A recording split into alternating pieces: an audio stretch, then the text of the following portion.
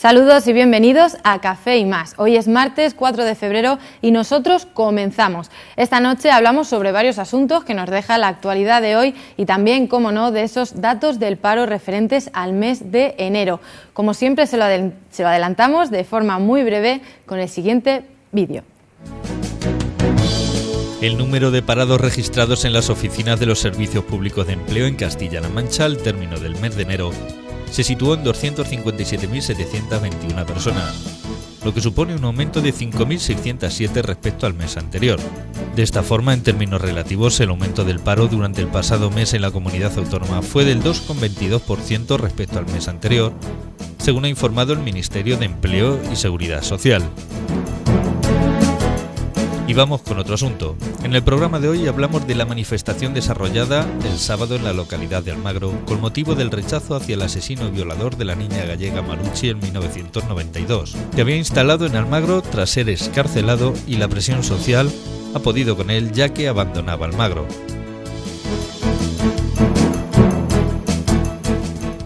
En la última parte del programa y como cada martes hablamos de moda de mano de Arnelio Cruz. Concretamente esta noche analizamos Pret-a-Porter y el mundo de la alta costura. Todo esto hoy aquí en Café y Más.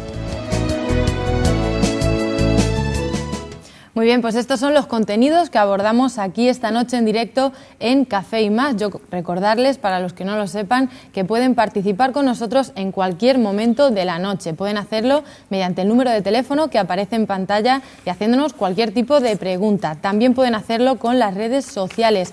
Nuestra página en Facebook, que se llama Café y Más, y escribiendo en el muro cualquier tipo de pregunta, comentario, duda. Saben que estamos encantados de que participen con nosotros. Dicho esto, vamos presentando a los invitados de esta noche. Ellos son Emilio Nieto, él es decano de la Facultad de Educación. Bienvenido, Emilio. Pues bien hallados y buenas noches a todos. Me alegro de estar esta noche una vez más con estos contertulios a los que ya quiero, ya os quiero. También nos acompaña Miguel Lacruz, él es profesor de la Universidad de Castilla-La Mancha. Muy buenas, Miguel. Buenas noches, buenas, frías y frescas noches. Frías sí, frías son. También nos acompaña Ricardo Chamorro, él es abogado. Bienvenido, Ricardo. Hola, buenas noches, ¿qué tal? ¿Cómo estáis? Y por último, también está esta noche con nosotros María Jesús León. Ella es ama de casa y ciudadana muy comprometida, como siempre decimos. Buenas noches a todos y yo también os quiero mucho a todos. Madre mía, qué bien empezamos, ¿no? Cuesta poco, eso cuesta muy poco, ¿no? Vale mucho, además, ¿verdad? Bueno, nosotros comenzamos, como ya les decía, esta noche hablamos de datos. El número de parados registrados en las oficinas de los servicios públicos de empleo en Castilla-La Mancha al término del mes de enero se situó en 257.721 personas, lo que supone un aumento de 5.607 respecto al mes anterior. De esta forma, en términos relativos, el aumento del paro durante el pasado mes en la comunidad autónoma fue del 2,22% respecto al mes anterior, según ha informado el Ministerio de Empleo y Seguridad Social. En Ciudad Real, concretamente, el número de parados se situó en 69.380, 1.790 personas más que el último mes. Del total de parados en esta provincia, los menores de 25 años parados en esta provincia al término del pasado mes eran 9.657. Estos son algunos de los datos que nos encontrábamos esta mañana con esa noticia. Malos datos, por supuesto, no sé cómo las opiniones de nuestros tertulianos, pesimismo, optimismo. Miguel. Hombre, pues a mí me gustaría que fueran mucho mejores, aunque el gobierno parece que está muy contento y yo creo que debería mirar un poco a la calle. Después de ese baño de autobombo que ha tenido en Valladolid, pues ahora habría que decir que bajen a la calle y que vean lo que está sucediendo en este país. Claro, dicen, por ejemplo, este dato no es tan malo porque los 113.000 parados y pico que hemos tenido es menos que otros meses de enero. Pero mire usted, si es que llega un momento en que no va a haber nadie para que pase al paro porque no va a haber nadie que esté trabajando. Si es que el aumento de las personas que están trabajando cada vez es menor. Porque claro, el paro los 113.000 parados más de este mes, hay que ponerlo en consonancia con 184.000 31 afiliados menos a la Seguridad Social. Entonces, esto es lo que es realmente preocupante. Estamos en un nivel de afiliación a la Seguridad Social de hace 12 años, del año 2002, exactamente en ese nivel. Algo tendríamos que empezar a hacer y tendríamos que empezar a plantearnos. Desde luego, abaratar el despido como se está haciendo ahora, hacer que el despido prácticamente no cueste nada.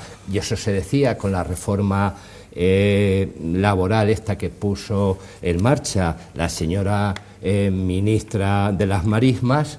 Pues habría que plantearse que no ha dado resultados. Decían, si abaratamos y ponemos menos pegas al despido, así los empresarios van a crear más trabajo. Pues mire usted, no están creando más trabajo. Y hay un problema mayor, la precariedad del trabajo que se está creando. En estos momentos, según los últimos datos que tenemos, más del 70 y pico, casi el 80% del trabajo es trabajo precario, trabajo indefinido. No se crea trabajo fijo, trabajo que permita una estabilidad en el empleo. Pero además, ¿a qué sueldos?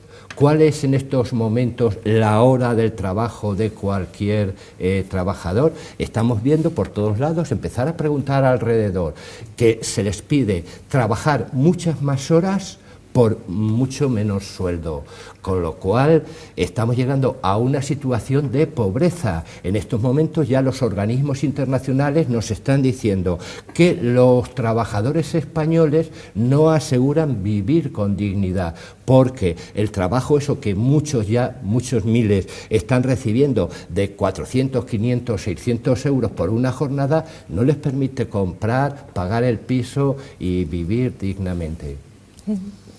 Emilio. Yo creo que debe contestar, porque por alusión, ¿no? Valladolid Yo debería no he aludido contestar. a nadie. Digo yo, no. Bueno, vale, Emilio, vale. Digo, por Contesta tú, alusión. Emilio, contesta tú. No, hombre, yo no he estado en Valladolid ni tengo que estar, porque a mí no me corresponde estar en esos lugares. Bueno, vamos a ver, Venga, le vamos voy a con comentar Ricardo, yo a sí. Miguel. Vamos a ver, los datos a nivel general, es cierto que hay que seguir trabajando en una línea de que mejoren los datos porque son datos malos en general. Pero objetivamente sí que ha habido 166.000 parados menos que en enero del año pasado. Tú hablas de que efectivamente no va a haber gente para que se quede en paro, ¿no? Pero venimos, claro, en el 2004, yo tengo los datos aquí de dónde veníamos, una tasa de desempleo en marzo de 2004 del 11,4%, es decir, había 2.181.546 parados en el año 2004 y después de una serie de políticas precisamente del partido al que tú perteneces, pues acabamos en julio de 2011 con un 20,9% de paro y 4.833.700 parados. Es decir, se crearon pues casi 3 millones de parados más. Por lo tanto, efectivamente hay que trabajar en reformas porque yo creo que el Estado no crea el empleo. Lo que crea empleo efectivamente son las empresas, que son las que tienen que tener un ambiente, para eso hay que reformar muchas cosas, para que la gente invierta y se contraten a trabajadores y que esto empiece a funcionar. Y efectivamente yo creo que los datos van mejorando poco a poco, pero todavía esos datos de macro que sí estamos viendo que sí son mejores y que sí hay un ambiente que teóricamente va a hacer que la gente se anime a invertir y que van a mejorar los datos económicos, todavía no están llegando a las familias. Por lo tanto, yo creo que hay que ver, es un dato malo, ya digo, cualquier dato de paro es malo, pero vamos a ver si en estos 2 años que quedan todavía, porque claro, Mariano Rajoy llegó hace 2 años, quedan 2 años más, y claro, en 2 años que los datos de Zapatero, de 8 años haciendo perder empleo a la sociedad española, es decir, de 3 millones de parados, no se recuperan en 2 años, sobre todo porque teníamos otros datos a nivel macro también muy negativos para crear empleo, las inversiones se iban, se creó muchísimo paro y por lo tanto yo creo que ahora mismo están puestas las bases, quizás, para que vayamos mejorando y en una línea de que se cree empleo. Ojalá no me equivoque, porque yo lo que quiero es lo mejor para el país, esté uno u otro, pero yo creo que hay que ser optimista, no hay que poner tampoco eso de que me comentas tan alarmista. Efectivamente hay gente que lo está pasando muy mal, pero que venimos de donde venimos, y yo creo que a partir de ahora tenemos que ver y ser positivos en un futuro, porque los datos no son tan malos como dices, ¿eh? Es decir, se ha reducido el paro, es decir, hay 166.000 parados menos que hace un año, según datos que yo tengo, y los datos anualmente se van mejorando. Efectivamente, ojalá este año se cree muchísimo más empleo y vayamos a que las familias españolas pues puedan trabajar, tener sueldos dignos, etcétera. Yo estoy de acuerdo contigo, pero para eso hay que trabajar, hacer reformas y no conformarte con lo que hay, porque si nos conformáramos con lo que había, directamente es que en vez de 5 hubiéramos llegado a 8 millones de parados y es que hubiéramos ya tenido que cerrar directamente el chiringuito. No, datos no tan malos, María Jesús. Bueno, pues yo voy a volver a Valladolid.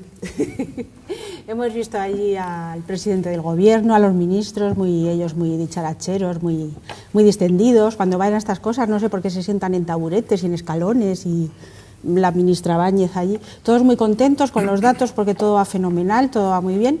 Pero yo no creo que la foto que se hizo Rajoy en la cola del paro cuando estaba en la oposición tuviese ahora valor de ir a hacérsela. Porque yo no sé cómo lo hacen, pero este gobierno, esta ministra y este presidente, resulta que cogen las estadísticas, las retuercen, nos las explican de una manera como que todo es maravilloso, que estamos saliendo de la recesión, que hay cada vez menos paro, y nos quieren hacer comulgar con ruedas de molino. Si hay cada vez menos paro y menos gente apuntada en el paro, que es la cifra, o sea, ellos cuando dan la cifra de paro es de la gente apuntada en las listas del paro en el antiguo INEM, que ahora se llama de otra manera, pues resulta que lo que no explican a todo el mundo, que el número de personas que aparecen ahí apuntadas, ahí no se cuentan ni los que se han ido fuera de España, ni el montón de extranjeros que estaban aquí trabajando, que ya no les compensa a lo mejor trabajar aquí porque los sueldos que reciben ya prácticamente son como los que recibían en sus países, y a lo mejor teniendo más impuestos y teniendo que pagar más por un alquiler o por una casa o por servicios, y esto les obliga a marcharse. Tampoco están ahí reflejados la gente que si no tiene que cobrar una prestación, pues efectivamente no se apunta, porque que te encuentre trabajo, que encuentres trabajo apuntándote en el INEM es dificilísimo. Menos de un 10% de los puestos de trabajo que consiguen las personas que están buscando empleo es a través de este medio. Y entonces esas son las cifras del paro, que ellos dicen que está bajando el paro. En condiciones normales, esto debería de ser como la teoría de los vasos comunicantes. Si baja el paro, debería de subir el empleo, ¿no? Y si baja el empleo, debería de subir el número de parados. Pero resulta que no es así, que el gobierno nos explica continuamente que el paro está bajando, que todo va muy bien, que la crisis está pasando, pero el número de trabajadores de altas en la seguridad social cada vez es más bajo. Entonces, aquí nos están contando una película, nos están diciendo que esta cosa tan buena que tenemos referente al paro es gracias a la reforma laboral, y no es verdad, porque la reforma laboral lo único que ha servido es para abaratar el mercado de trabajo, para empeorar las condiciones de los trabajadores, para querer convertir a España en la China europea y cosas por el estilo, para que de un trabajo digno ahora vivan 2 personas de mala manera, 2 o 3 según. Entonces nos están contando una serie de cosas que la gente normal de la calle y que no hace falta que te preocupes mucho por enterarte de las cosas, sino simplemente que vivas el día a día, nos damos perfecta cuenta de que no son verdad. Emilio. Bueno, yo creo que se han abierto muchas cosas, ¿no? Yo decía antes que, claro, debería intervenir, yo no soy del PP y por lo tanto la alusión directa a Valladolid que habéis hecho los dos, pues evidentemente yo no estoy en esa línea. Yo creo que es verdad, hay alguna cosa que yo comparto contigo, María José, y es que los políticos cuando van a mítines o cuando van a charangas en este tipo, no son charangas, son, bueno, otro tipo, van con una chaquetilla, un jersey, luego cuando van a otro sitio van bien vestidos, eso es verdad, yo eso lo pero en un sitio y en otro, lo he visto en los dos. Dicho esto, que es una anécdota, y me centrándome en algunos datos, porque claro, ni es blanco ni es negro, depende. Como hay periódicos, lees un periódico y es un desastre, ves otro y es una alegría, ¿no? Por lo tanto, vamos a ver, yo estoy de acuerdo que la empresa es la que tiene que crear riqueza. Eso está clarísimo. Y yo creo que con eso deben ponerse de acuerdo. He dicho muchas veces que aquí hay un problema de entendimiento entre los dos, diríamos, grandes, el PP y el PSOE, que no existe. Deberían ponerse de acuerdo en muchas cosas. Y deberían ponerse de acuerdo en esto. Solamente la empresa privada crea empleo. La empresa pública destruye empleo. Eso es clarísimo en todos los países del mundo. También es verdad, ya centrándonos en el mes, este es el peor mes. El mes de enero es el peor mes, lo dicen todos, no lo digo yo, lo dice todo el mundo. Se ha perdido, según los datos, unos 5.007 empleos. En términos generales, yo he leído la estadística de la Consejería y dice que este año ha subido el empleo en un 5,6%, en términos generales. Hombre, crear empleo, tal como está la economía, con el déficit que tenemos, con la balanza de pagos, menos mal que exteriormente estamos funcionando bien, pero con una deuda galopante. Cuidado. Yo creo que hay que tener de verdad la cabeza donde hay que tenerla y decir, mire usted, si todavía seguimos gastando los españoles más riqueza que generamos, es decir, no somos capaces de autoabastecernos, no somos. La balanza sigue negativa. Crear empleo así es casi imposible. Por lo tanto, yo me inclino y creo que es razonable poner las cosas en su sitio. Venimos de un momento muy complicado, seguimos en el momento complicado. Ha habido una destrucción masiva de empleo estos años de atrás. Todos tienen responsabilidades, no solamente el que gobierna. Hay que mirar también un poquito atrás y qué ha pasado, qué ha ocurrido y de dónde venimos. Porque cuando se le lleva a uno a la casa al mar, tiene que levantarla y tiene que hacer un empleo, un gasto impresionante, que es lo que está pasando aquí. En estos momentos, y lo sabe todo el mundo, estaríamos casi como Portugal y casi como Grecia, si no hubiéramos puesto remedio. Yo creo que hay que dinamizar como la generación de riqueza a través de políticas activas de empleo. Eso creo que hay que hacerlo. Hay que formar bien a la gente, no gastarse el dinero de otra manera. Lo que va a formación, que vaya a formación, y no de otra manera como todo el mundo sabe. Por lo tanto, esta vida política nuestra necesita una gran regeneración política local, a nivel nacional, a nivel regional y a nivel local. De lo contrario, y hay que abaratar gastos, no queda más remedio. Lo está haciendo, lo he dicho el otro día, no lo digo yo, lo dicen todos los periódicos, Hollande, que es del Partido Socialista, en Francia. Va a inyectar a las empresas del orden de 30.000 millones y lo va a retraer de asuntos sociales, es decir, del bienestar de los franceses. Bueno, pues si son políticas, diríamos, sociales por un partido socialista, aquí no tenemos un partido socialista, tenemos un partido, digo yo, que es liberal, no sé cuáles son los términos, no lo sé, pero por ahí debería andar. Y, sin embargo, nos han prometido que para el año que viene habrá creación de riqueza. Yo creo que también hay que dar un margen a todos los gobiernos, al menos cuando uno termina, decir ha cumplido o no ha cumplido. Por eso yo no sé si se pondría Rajoy a la cola o no se pondría. A lo mejor cuando termine su legislatura sí se pone. Sí, porque habría que ponerle entre claro, todos. Sí. Habría que a lo mejor se pone, yo no lo sé. Sí. Yo creo que hay que juzgar los 4 años de un presidente. No, oye, comienza y te juzgo, porque no es real, sino que cuando uno termina se analiza, se le vota o no se le vota en razón de los que haya conseguido. Mira, cuando si llegó... es verdad, y me lo creo, que en este momento tenemos 160.000 parados menos en España. 113.000 más. No, 160. Ahí el están los último datos. mes. Uno dice una cosa y otro dice otra. Claro. Si es verdad que son, por eso digo si es verdad, no, yo no los he contado. Si es verdad que tenemos 160.000 en momentos muy complicados, pues hombre, no estamos tan mal como se pinta. Sí. Cosas... Miguel. Datos concretos que hay que recordarle al señor Rajoy. Es decir, tú siempre estás con Zapatero. Zapatero ya perdió las elecciones porque era malísimo y lo hizo muy mal. Pero dejó 20 millones de afiliados a la Seguridad Social. Y en este momento hay 16. Se han perdido en 2 años 4 millones de afiliaciones a la Seguridad Social, entre los que no se apuntan, entre los que se han ido al extranjero, etcétera, etcétera. Voy a decirte otro dato que conviene que no olvidemos y que creo que los telespectadores deben conocer. Es que las políticas de empleo y del fomento del empleo son competencias autonómicas como la sanidad y la educación.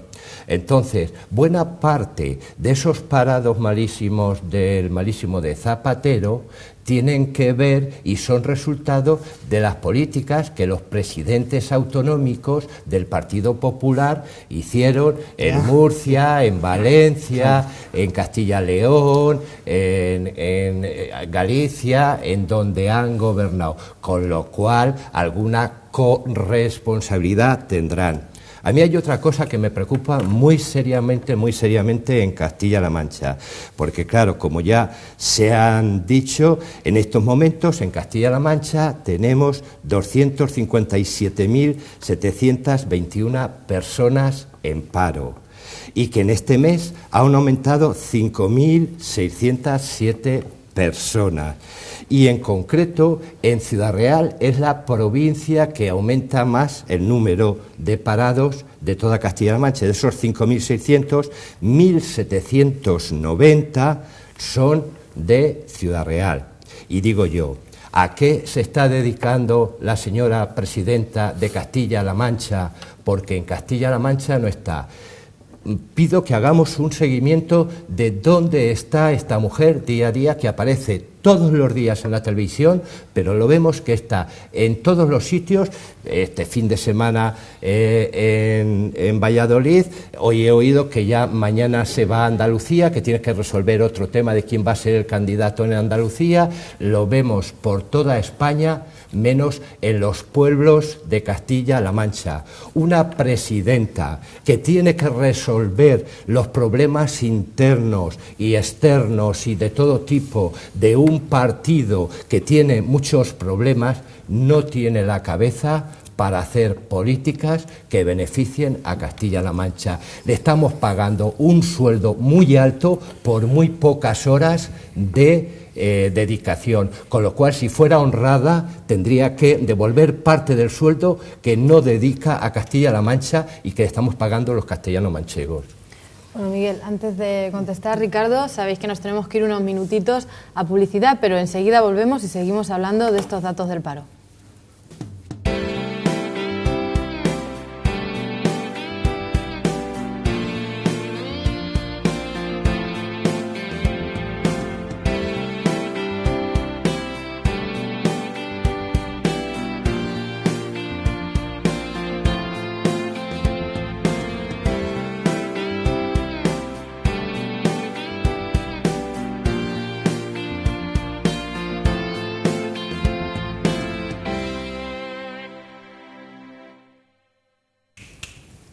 Pues seguimos aquí en directo en Café y Más. Yo, como siempre, les recuerdo que pueden participar con nosotros, llamando al número de teléfono y trasladándonos cualquier tipo de pregunta, comentario que crean adecuado al tema que estamos tratando esta noche. También pueden hacerlo con las redes sociales, nuestra página en Facebook, que se llama Café y Más, y lo mismo, escribiéndonos en nuestro muro, ya saben que estamos encantados. Muy bien, pues antes de la publicidad, estábamos comentando esos resultados de los datos del paro correspondientes al mes de enero y Miguel Lacruz estaba señalando esa actitud de la presidenta de la región de Castilla-La Mancha, María Dolores de Cospedal.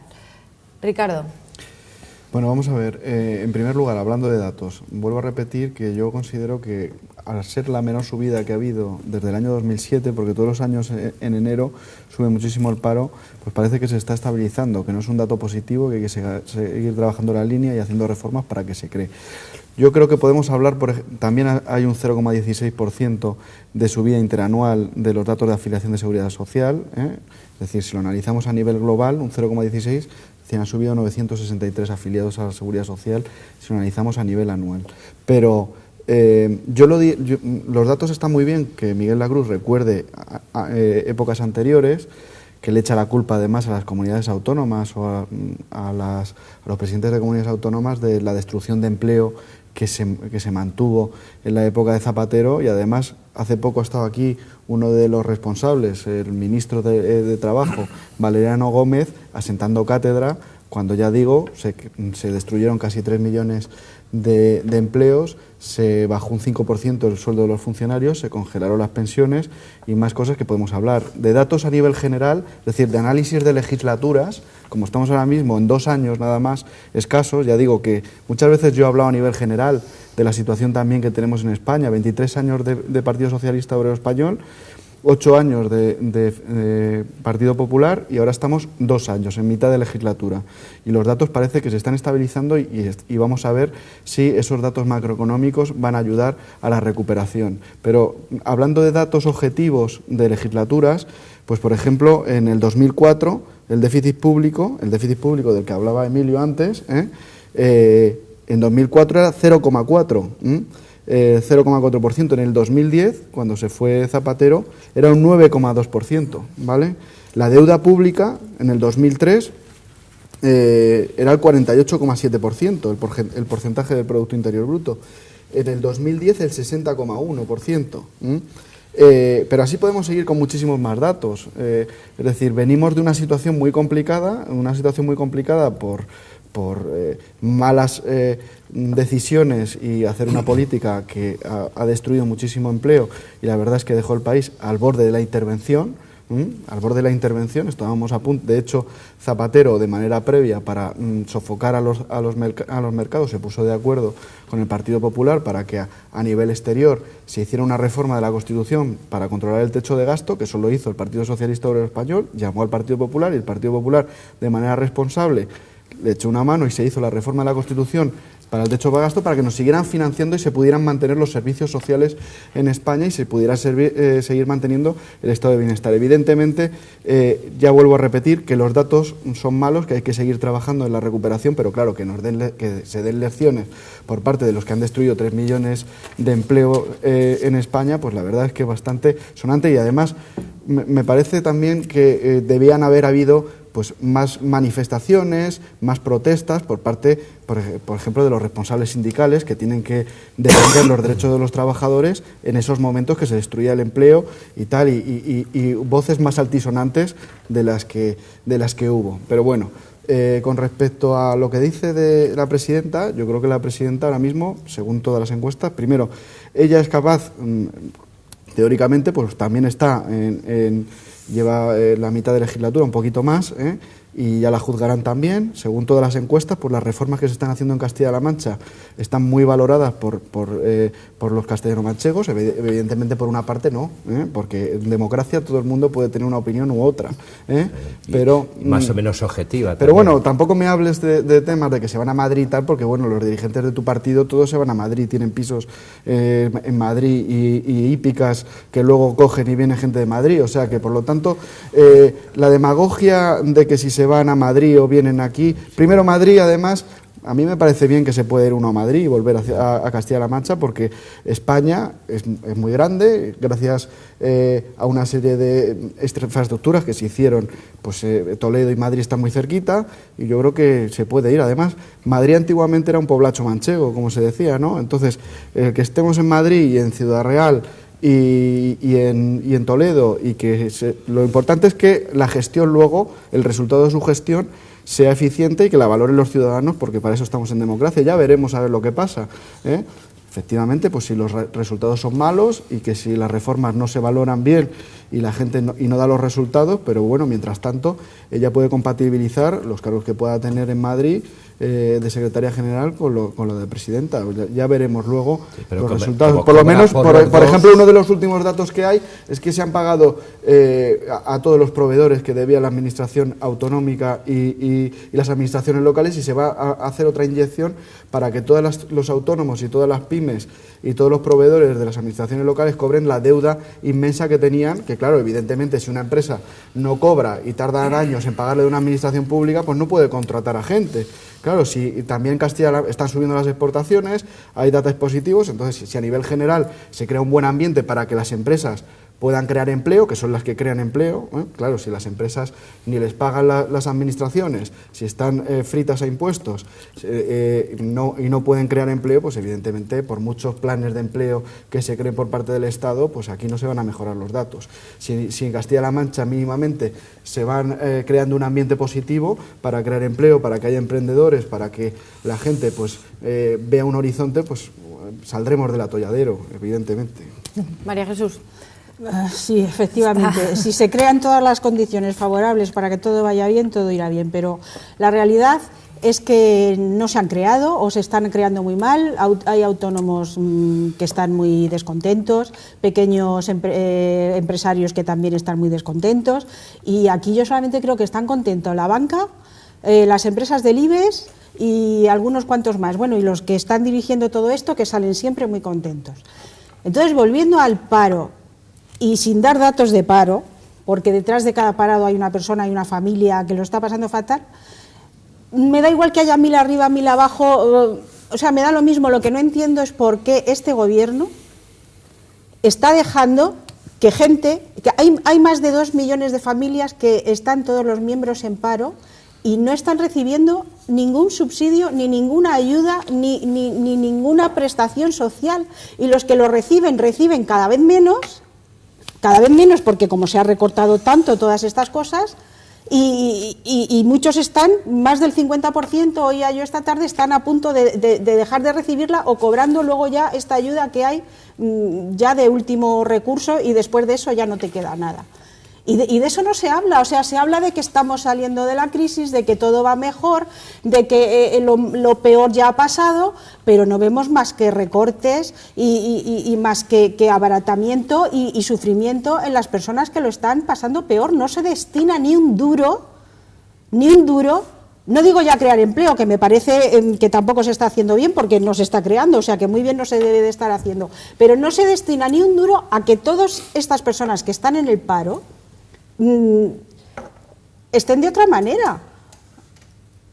Vamos, eso no creo que nadie de la mesa me pueda llevar lo contrario, me pueda llevar la contraria, y en cambio no se habla más que si parados hay 100.000 más arriba, 100.000 más abajo, y realmente las personas que están sufriendo esta situación es que no encuentran en ningún sitio una ayuda social, ni una prestación, ni una prórroga a lo que cobran, sino recortes, y esto es lo que no puede suceder. Mi familia, y no voy a hablar de un caso que esté mal ni nada, sino lo que voy a decir es que hemos participado en la encuesta esta de la EPA, durante, no sé si ha sido 3 o 4 años, nos llamaban cada 3 meses para pasarnos la encuesta. Bueno, la EPA, cada uno la puede interpretar según la cantidad de datos que nos pedían, como quiera. Como quiera. Si quieres decir que se ha terminado el paro, lo puedes decir. Si quieres decir que se ha generado empleo, también. Y si quieres decir que hay un montón de parados, lo puedes decir. Y con todo me parece bastante más fiable que las cifras simplemente de los números del número de personas que están apuntadas en el INEM. Y entonces toda esta serie de cifras que estamos dando, toda esta serie de datos, todo esto, así en frío, me parece que parece tan grande y tan grave. Lo que habría que pararse a pensar es porque a toda esta gente no se le está ayudando de otra manera y se le están poniendo las cosas cada día más difíciles. Sí, yo quería retomar un poco las palabras que decía mi compañero abogado en un tema que es fundamental. En España ha habido 2 gobiernos, más el de UCD, vamos a ponerlo como debe ser. Uno ha gobernado X años y otro ha gobernado otros X. Yo quería reseñar el último gobierno de Felipe González, y ahí pone para qué. La historia es la historia y está escrita. El último gobierno de Felipe González dejó el préstamo en el 21 y pico %, el colapso total de la economía española. No había ninguna posibilidad de inversión. Todos los ayuntamientos estaban prácticamente endeudados hasta la ceja, como se dice vulgarmente. Alguien vino después y lo arregló. Y no voy a decir palabras. Resulta que termina otro periodo del Partido Socialista y nos deja al borde, como bien sabéis, de la intervención. En comunidades gobernadas por el PSOE, como es Andalucía, no creo que brille el sol tanto. El sol brilla, pero los parados son mucho más que en ninguna otra comunidad. Por lo tanto, yo de verdad os pido que no os echéis uno a otro la culpa, porque si hay culpables, los hay en las dos partes. Querría, los datos están ahí. Los datos son ahí, y acabo de decirlos y no hay quien me los rebata porque son matemáticos. Hoy, por ejemplo, pues están saneadas las cuentas públicas, están saneadas las cuentas de los ayuntamientos. Un ayuntamiento va y paga y compra. Antes no se podía, acuérdate del famoso Lorenzo Selas, que bueno, hasta chiste le formaban porque era incapaz de pagar. Yo querría decir lo siguiente: esto hay que solucionarle, porque por mucho que lloremos y no solucionemos, seguiremos llorando. El pueblo español es un pueblo grande, es un pueblo de verdad que tiene en su corazón y en su ánimo voluntad de ser mejor. Y yo creo que es donde tenemos que mirar. ¿Y cómo queremos solucionar esto? Pues no, en los caminos de verdad que son muy claros. Primero, aminorar el gasto público. No podemos seguir gastando lo que gastamos. Lo he dicho, una familia que gana 10 y gasta 20, se arruina. Perdona, ¿te puedo decir una cosa? Sí. Hoy han dado una noticia en televisión. Resulta que el dinero público, el 25% de media del dinero público, ha ido a parar a manos de chorizos y gente que se lo ha llevado sin tener... los comisionistas de las obras del Estado. O sea, entonces ahora que haya que bajar el gasto público y resulta que el dinero público se lo han estado llevando a manos llenas gente que ha metido la mano donde no debía. Yo digo que el Estado es como una familia. Sí, pero siempre te llevas peor con alguno. Funciona. Es verdad que el padre se puede gastar más que la madre, es verdad, pero es como una familia. En estos momentos no somos capaces de pagar lo que gastamos, no somos capaces. ¿Y dónde está el gasto? Lo decía Miguel, no lo digo yo, lo decía Miguel hace un momento, en todas las administraciones, no lo digo yo, lo decía Miguel. Por lo tanto, hay que aminorar el gasto público, tiene que bajar el gasto público. Tenemos grandes representaciones, no hay ningún país en el mundo que tenga tanta representación como nosotros en las Cortes Nacionales, en las Cortes Regionales, en las Cortes Provinciales y no sé dónde. Tenemos más diputados que toda Europa juntas. Eso no puede continuar así. Y lo dice uno que cree en la región y en la nacionalidad. Cree, fíjate, porque así está en la Constitución. Pero no podemos tener tantos diputados provinciales, regionales, yo qué sé, esto es un desastre. Hay que aminorar la administración, hay que hacerla más pequeña. El Estado tiene que ser más pequeño para que la ciudadanía sea mayor. De lo contrario, no vamos a ningún sitio. Los que han hecho esto, los que han hecho como Irlanda, que lo ha hecho, que estaba al borde como nosotros, está hoy regular. No digo está bien, pero está regular. Los países mediterráneos que tenemos esta estructura, estamos cada día peor. Ahí tenemos Grecia, Italia, Portugal y España. Así estamos. Y Francia, no olvidemos, y Francia que está en la misma situación. Hay que adelgazar la administración, hay que gastar menos y hay que hacer, yo creo que algo que es importante, de verdad, creernos que somos capaces de que esto lo vamos a superar. Si no somos capaces de creerlo, si echamos la culpa al vecino, si hay tú más y tú más y tú más, esto no va a ningún sitio. Los ciudadanos tienen que tener de verdad confianza en sí mismos, generar y crear riqueza. Estamos bien formados, nuestros jóvenes están bien formados, hay que animarlos para que creen su empresa, para que creen iniciativas privadas, para que esto vaya adelante. No podemos estar hablando siempre que lo público y lo privado tienen que convivir juntos. Y yo le decía a Miguel el otro día que digan y acuerden cuánto público y cuánto privado, pero que no se vengan con estos líos que tienen todos los días. Sí, bueno. Conviene tener en cuenta, Ricardo, algunas cosas. Estás diciendo, siempre con Zapatero, actitudes como la que ha demostrado el señor presidente del Gobierno, diciéndole al líder de la oposición que se calle y que no hable, pues parece que no es lo mejor para vivir en democracia. Quería rectificar un dato que he dado antes y que he dicho que el contrato temporal era del 70 y tantos y tal. Exactamente, el contrato temporal en enero fue del 92,2%.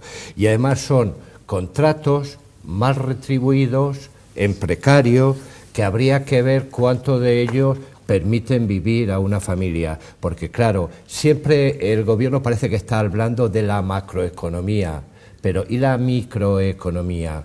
¿Cuál es la economía del día a día de las personas que cada vez cobran menos y tienen que pagar más? El gobierno dijo que iba a bajar el IVA y lo ha subido 4 veces en 2 años. Espero, ahora Montoro decía que iba a volver a bajar el IVA. A ver qué IVA baja, cuándo y cuándo cumple la palabra, porque si es cumplir palabra.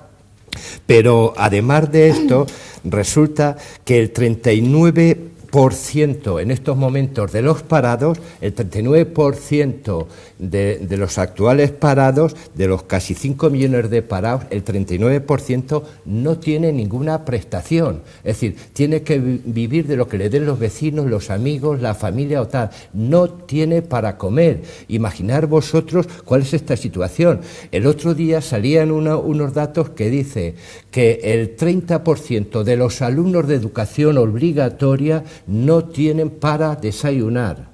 El Children, la asociación esta juvenil. Eso en Cataluña, ¿no? No, en España. En toda España, el 30% de los alumnos de la enseñanza obligatoria entre 6 y 16 años no tienen tal. Y otro dato, y ya termino, el 50% de los beneficiarios recibe una prestación asistencial, es decir, de 400 y poco euros. Bueno, pues estos han sido los datos analizados por nuestros tertulianos esta noche. Pero nosotros tenemos que seguir con más asuntos. Cambiamos totalmente. José María Real López, asesino y violador de la niña gallega Marucci en 1992 y recién excarcelado de Herrera de la Mancha, abandonaba Almagro durante la mañana de este sábado, según comentaba el alcalde de la localidad, Luis Maldonado. Una masiva manifestación que mostró su rechazo hacia esta persona que pretendía instalarse en la localidad de Almagro. Un ejemplo más de presión ciudadana, ¿no, Ricardo? Sí, la verdad es que sí. Pues sí, una manifestación, pues evidentemente ya, es decir, el alcalde de Almagro se ha mostrado bastante crítico y yo le aplaudo con el tema de la doctrina Parot. En un momento dado también, cuando salió la doctrina Parot y se supo que iban a salir toda esta gentuza que ha salido a las calles y tal, pues él quitó la bandera de Europa en señal de protesta y efectivamente es una reacción lógica, pues que el pueblo de Almagro pues muestre rechazo ante un violador que yo creo que precisamente por haber hecho las cosas malas en gobiernos anteriores, pues ahora mismo están en la calle, este tipo de gente. Yo creo que lo que hay que tender es al cumplimiento íntegro de las penas y hacer esa reforma ya para que esta gente pues no pueda salir a la calle, o por lo menos que salga a la calle si efectivamente dan señales de reintegración social o que efectivamente son capaces de reinsertarse, ¿no? Así salir de pronto todos los que han salido, pues no me extraña que cause, digamos, pues un rechazo importante a nivel de cualquier ayuntamiento. Ya pasó también en Andalucía, me parece, sí. Y es normal que ocurra esto, ¿no? María Jesús, ¿te ha Pues yo creo que parecido esta manifestación? Sí, creo que es un tema muy complicado porque este señor que por lo visto ha salido a la calle después de violar a una niña de 9 años en Lugo, y además es que aprovechó para cometer este delito en un permiso que le dieron estando en la cárcel por haber violado anteriormente a otra persona, pues yo, por ejemplo, de vecino no me gustaría tenerlo. Pero lo que sí es verdad es que esta gente con ley Parot o con doctrina Parot, sin doctrina Parot, o sea, llega un momento en que tienen que salir a la calle. Entonces, pues es muy complicado, desde luego. Es completamente entendible que un delincuente de esta calaña no lo quieras ni en tu pueblo, ni en tu escalera, ni en tu calle, ni cerca, ni si que te enteras que está ahí. Lo de la doctrina Parot, yo creo que ha sido un fallo legislativo, o sea, un fallo por no haber legislado como había que legislar. Se hizo, y entonces, claro, la doctrina Parot está en Europa, han dicho que no puede ser, que no se puede aplicar con carácter retroactivo algo que perjudica a una persona en sus derechos, aunque sea un delincuente y que ya ha cumplido los años de cárcel que tenía que cumplir. Entonces yo creo que es un fallo de que no se ha legislado sobre este tipo de delitos, sobre este tipo de delincuentes, sobre etarras, sobre mucha gente que a lo mejor efectivamente no tenía que salir a la calle, pero que es verdad que en algún momento tienen que salir. Emilio. Sí, bueno, daos cuenta que por este tema hay una fisura en el Partido Popular. Por este es uno de los temas fundamentales por el que el Partido Popular ahora mismo tiene a su derecha ese partido que ha nacido, que yo no voy a hacerle propaganda, claro, pero todo el mundo lo sabe. Por este asunto tan importante. ¿Qué es bueno, qué es malo? Rápidamente. En esto han estado de acuerdo el PP y el PSOE, ¿eh? En esto han estado de acuerdo. En la excarcelación. Porque si hubiera querido el gobierno, es el Tribunal de Derechos Humanos de Estrasburgo. No es vinculante las decisiones. Un gobierno siquiera las acepta. Ha habido gobiernos que no las han aceptado. Y por lo tanto, pues mire usted diga esto, pero nosotros mantenemos la doctrina Parot. Punto. Lo podría haber hecho el gobierno. Yo sé que hubiera tenido muchas críticas de la izquierda, muchísimas críticas, y no sé qué hubiera pasado, pero lo podría haber hecho. Parte del Partido Popular ha creído que lo tenía que haber hecho, es decir, no obedecer al Tribunal de Estrasburgo y no aplicar la doctrina, adoptar esa doctrina de Estrasburgo. Lo ha hecho y lo ha hecho general. Y yo creo que tenía que haber ido caso por caso. De verdad, y en mucho más tiempo. 5, 6, no sé cuántos años, pero no rápido. Repito que esto es muy grave. ¿Qué es lo que se está debatiendo en este momento para paliar ese problema? Pues prisión permanente revisable. ¿Estarán de acuerdo el PP y el PSOE? ¿Estarán de acuerdo? ¿Estarán de acuerdo las fuerzas políticas de este país en que eso se aplique así? Y si uno que está condenado no se arrepiente, no sale de la cárcel. Eso ya se ha pedido por parte del Partido Popular, ¿eh? Sí. Se ha pedido y se ha rechazado por parte del Ricardo, Simplemente yo creo que tenemos que ser respetuosos con las decisiones judiciales. Si no estamos de acuerdo con ellas, pues tendríamos que revisar el Código Penal y cambiarlo. Todo el mundo tiene derecho a la reinserción y a darle un voto en ese sentido. No puede ser uno condenado eternamente y por toda la vida. Estoy de acuerdo que nadie queremos tener un delincuente ni en la casa, ni en la calle, ni cerca, pero también los derechos de las personas tenemos que verlo y tenemos que respetarlo, y son decisiones judiciales y no podemos tomar la justicia por nuestra mano y decir, si no te vas, te echamos. Hay que tener también un poquito de cuidado en esos temas. Pero vamos a ver. Pero Miguel, no es igual condenar por uno que ha hecho un crimen que por 100 crímenes, y se les condena igual.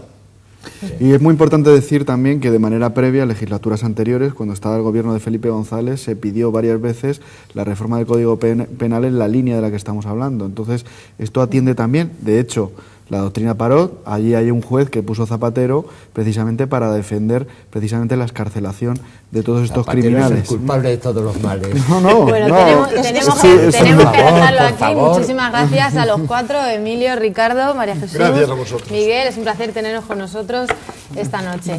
Nosotros nos tenemos que ir a publicidad, pero les adelanto que a la vuelta hablamos de moda, como no, con Arnelio Cruz. No se vayan.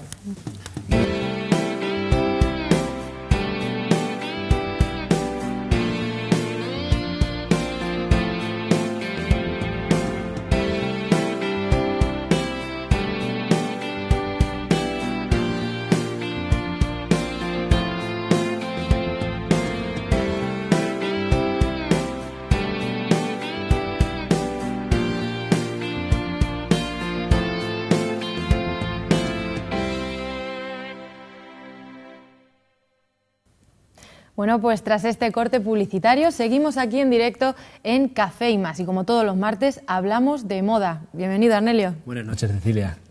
Además de Arnelio, esta noche nos acompañan dos invitadas. Ellas son Inmaculada Mateos, ella es estilista y esteticien. Bienvenida. Hola, Inmaculada. Y también está con nosotros Laura Alcázar. Ella es una amante de la moda. Laura, bienvenida. Igualmente, gracias. Bueno, pues como les decía, esta noche hablamos de moda y concretamente hablamos del prêt-à-porter, una cosa que escuchamos bastante, pero que hoy vamos a analizar para saber más de esto, ¿no, Arnelio? Sobre ello. Hablamos del inicio, de la influencia en la pasarela que vamos a hablar esta noche, esa pasarela que se llama 080 Barcelona Fashion, ¿no? Exactamente.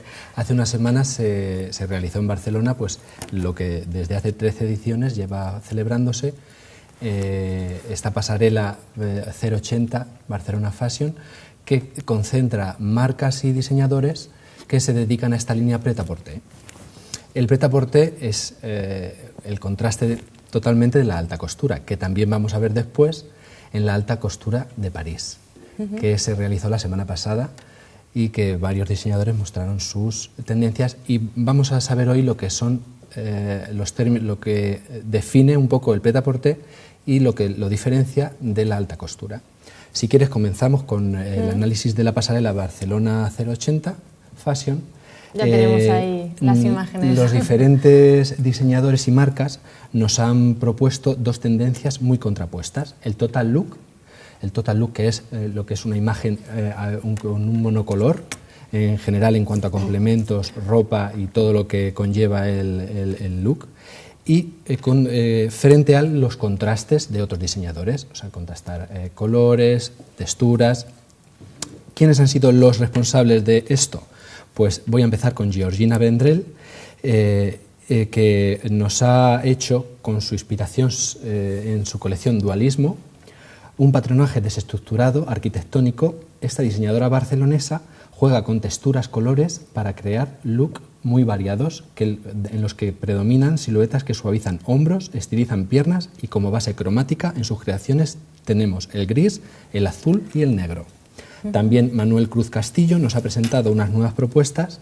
Diálogo es su colección, hace un homenaje a su padre y de su recuerdo nacen looks sobre la pasarela, prendas de líneas muy funcionales. Una vez más, su fuente son la experimentación con los tejidos, así como la estampación con los colores, dominio de tonalidades neutras.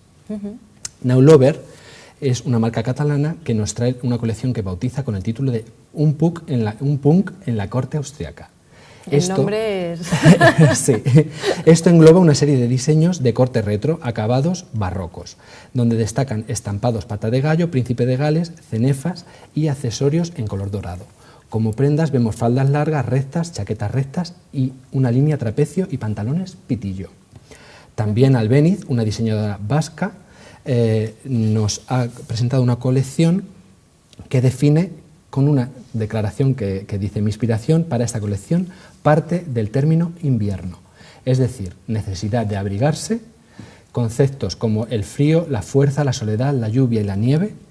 Y más allá de esta idea, la colección tiene gran parte de su inspiración en el movimiento punk, adaptando sus siluetas y piezas finales. Esto se traduce en unos total look para hombre en blanco, negro y rojo.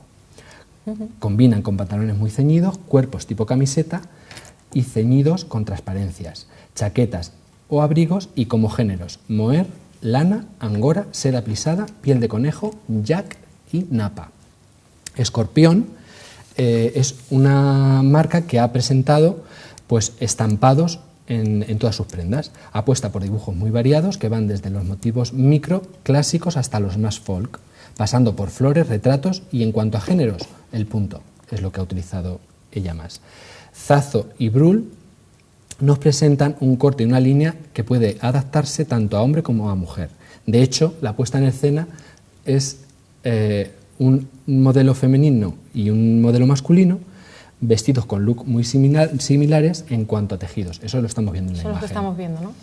La forma y poco adorno, o sea, muy simple de líneas. Una colección en blanco y negro con detalles, con tejidos acolchados, microvolantes plisados, hombros redondeados y brocados en zigzag. Martínez Lierag nos han presentado una colección que toma como referente la experiencia que vivieron unos pasajeros de un vuelo de British Airways cuando voló, para que veáis lo que es la inspiración para los diseñadores. Sí, que puede venir de cualquier cosa, ¿no, experiencia. Pues es una experiencia que vivieron los pasajeros de un vuelo de British Airways cuando voló por una nube de ceniza volcánica expulsada en la erupción de un volcán el 24 de junio de 1982. Ella utiliza, esta diseñadora utiliza unos datos sobre la pasarela. Sí, estamos viendo la inspiración, esa se corresponde, ¿no, Arnelio? Con la nube de ceniza, el tono gris. Sí. Como color, él apuesta por el gris plata. Bueno, ella es más bronce. Sí, yo creo que también. Este es caldero. Sí, más caldero. Sí. Luego tenemos a Justicia Ruano, ¿sí?, con una colección de contrastes en la que conviven prendas muy masculinas, como las chaquetas muy armadas, con otras hiperfemeninas. Tenemos ahí, sí, lo estamos viendo, la chaqueta, los pantalones. Exactamente. En general, esta pasarela impera lo romántico. El encaje Madre mía. Bueno, es que tenemos aquí, nos está haciendo bastante gracia esta modelo, no sé por qué, Arnelio. Pues sí. Pero triunfan los tonos neutros, la tierra y la gama de rosas y malvas. Bueno, pues terminamos con esta línea de prêt-à-porter. El contraste del prêt-à-porter con la alta costura es la manera de la confección, ¿no? El prêt-à-porter comenzó en los años 50, cuando los diseñadores, sin desaparecer la alta costura, apareció lo que es el prêt-à-porter un poco para mantener las marcas y las casas de los diseñadores, porque el prêt-à-porter es una línea de ropa de bajo coste y eso, al optimizar el gasto, la ropa era más barata e incluso los diseñadores llegaron a montar boutiques paralelas en la que comercializaban este tipo de líneas, una línea más económica que vendían más y que realmente se patronaba todo en cadena y eso pues se realizaba todo lo que es, se repetían modelos dependiendo de la demanda. Y es lo que diferencia y contrasta con lo que es la alta costura. O sea, que esas serían las diferentes las diferencias, ¿no? Las diferencias entre el prêt-à-porter y la alta costura. A mí me gustaría que Inma nos dijera cómo ha visto en estos desfiles prêt-à-porter lo que es los maquillajes. Pues sobre todo abunda el naturalismo. Como os habéis dado cuenta, los maquillajes son totalmente naturales, no hay ninguna línea, ningún airline, ni nada, incluso ni colorete, incluso. Y como mucho los labios, un poco más subidos los labios, pero vamos, totalmente lo que predomina es lo neutro, lo que pasa desapercibido, más conforme a las líneas de la ropa y eso. Laura, tú como amante de la moda, ¿cómo ves esta pasarela?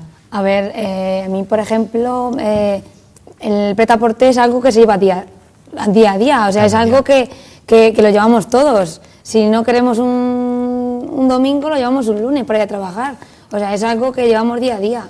Que a lo mejor nos creemos que llevamos algo de alta costura, pues poca gente lleva alta costura. Normalmente solemos llevar prêt-à-porter, porque es más económico. Aquí hay más tiendas, no hay tanta boutique, hay más tiendas donde se pueda comprar, económicamente es mucho más barato. Más informal también. Y conforme está hoy en día, pues el prêt-à-porter predomina más que la alta costura, claro. ¿Y el prêt-à-porter es algo específico de este desfile que estamos analizando esta noche? ¿O? En la pasarela, en lo que es Barcelona Fashion, que es lo que ha sustituido a lo que era la pasarela Gaudí, en la pasarela Gaudí había diseñadores que presentaban colecciones de alta moda. La alta moda para mí es una calificación intermedia entre la alta costura y el prêt-à-porter. Mezcla un poco, incluso es la ropa lo que realizan los modistos, que realizamos los modistos, que a veces se realiza alta costura, pero no siempre lo que se vende como alta costura es tal. O sea, la alta costura tiene una manera de un proceso totalmente artesanal en cuanto a bordados, en cuanto a remates. O sea, todo eso encarece el proceso. Exactamente, tú no puedes calificar una prenda en la que has hecho las jaretas en una máquina. Claro. No puedes decir esta prenda es de alta costura, estás engañando al consumidor. Puede ser alta moda porque mezclas lo que es las técnicas del prêt-à-porter con las técnicas de la alta costura. Entonces hay un equilibrio y se llama así, alta moda. Y entonces el consumidor o las personas que compran, que son asiduos de estos sitios de moda, pues tienen que saber distinguir y los profesionales que nos dedicamos a esto, no vender o calificar nuestro producto como realmente no es. O sea, realmente hay que ser serios y vender lo que... Si tú haces una producción no puedes decir que vendes exclusividad. Claro. Quiero decir. ¿Y creéis que la gente sabe a la hora de comprar que está comprando prêt-à-porter o alta costura, ¿no? Como hablamos? Hombre, prêt-à-porter, si vas a una Se tienda, diferencia, pues claro. eso sí, pero tú, por ejemplo, cuando quieres una exclusividad, vas a una boda. Y yo, por ejemplo, a mí en Modesto mi pueblo, que me lo hace, pues vamos, sabes que has ido a una boda con tu vestido exclusivo, no vas a llegar, ay, Dios mío, ¿qué pasará? ¿Irá una igual? No sé qué. Sabes que vas a ir a tu gusto, sobre todo, y bien, y con cosas exclusivas. Y yo, vamos, pienso que tampoco nos tienen por qué engañar de eso, pero claro, cuando hay compras, información oculta ahí. Cuando compras algo que te lo hacen, a ver, tú das tu toque. Tú puedes decir me gusta, a ver, te arriesgas a que te guste o no te guste más, te guste menos. Pero siempre tienes pues los complementos, siempre Si le tienes opción añades, a modificar exactamente, y a incluso complementar tú con vas diferentes... tú vas a una tienda y tú no le puedes decir, oye, yo quiero que me pongas pedrería en una manga, yo quiero que me ponga pedrería o hacerme una jareta. Tú eso no lo puedes hacer, tú te tienes que comprar el vestido que hay en la tienda, o te lo hacen a tu medida, pero es el vestido que hay en la tienda. Tú no puedes poner complementos porque no te lo van a hacer. En ese caso ajustarían la talla. O sea, en Claro, ese caso hay exactamente, una ya producción, está. tú en una tienda te Te pruebas un mi- vestido, sí. te dicen... Te lo ajustan exactamente. Piden tu talla y dentro de tu talla pues hay unas Siempre hay modificaciones. algo No siempre modificado. es una 42 perfecta, hay gente que daría una 42 y abajo una 44. Pues Claro. hay que que ajustar. coger del es pecho, de la diferente espalda, a la claro. ropa media. Entonces eso hay que distinguirlo bien. Sí, Sí, pero es- luego crea tendencia y a lo mejor no es Sí. una rodillera, pero Sí. es un detalle ahí en un... Sí, ¿no? puede ser que de alguna forma, pero bueno, si tenemos a personajes pues tipo Lady Gaga que se atreven Por a eso- utilizar este tipo de complementos y lo que tú dices, crea una corriente en la moda en cualquier momento. Si queréis vamos a ver la colección de Elisaf. Es de mis favoritos en cuanto a vestidos de noche. Es un diseñador libanés y nos presenta una colección de alta costura en la que triunfan las flores en relieve.